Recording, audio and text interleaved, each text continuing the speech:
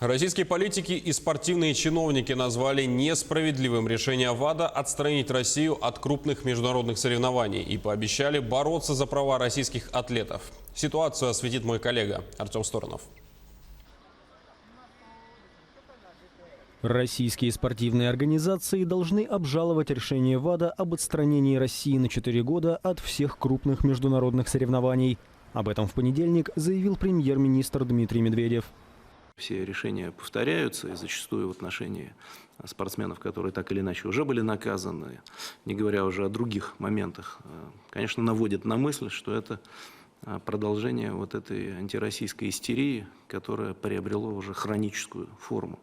Причиной введения новых санкций стал доклад Комитета соответствия ВАДА, который посчитал доказанным, что в базу данных Московской антидопинговой лаборатории вносились изменения. Министр спорта России Павел Колобков заявил, что причиной исчезновения информации были технические проблемы. Исполнены те критические требования ВАДА, кстати, которые увеличивались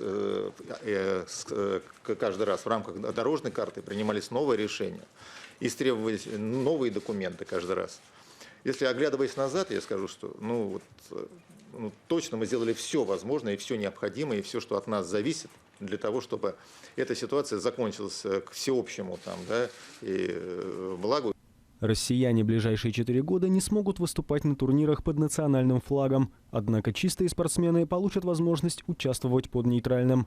Глава Олимпийского комитета России Станислав Поздняков назвал решение ВАДА несправедливым. Позиция ОКР остается неизменной. Санкции носят неадекватный, нелогичный и чрезмерный характер.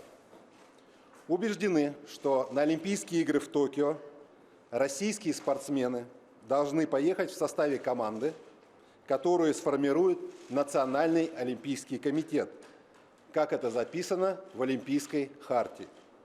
Исполком ВАДА также принял решение лишить РУСАДА статуса соответствия Всемирному антидопинговому кодексу.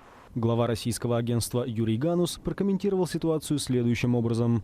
Мне непонятно вообще, с какой целью, как можно было проводить эти изменения, которые оставляют следы, как можно было вообще выбирать такой путь, понимаете, сотрудничество. Еще раз, я всегда говорил и повторяю, вопрос не в количестве нарушений, вопрос не в их глубине, вопрос заключается в том, что мы с этим делаем, понимаете.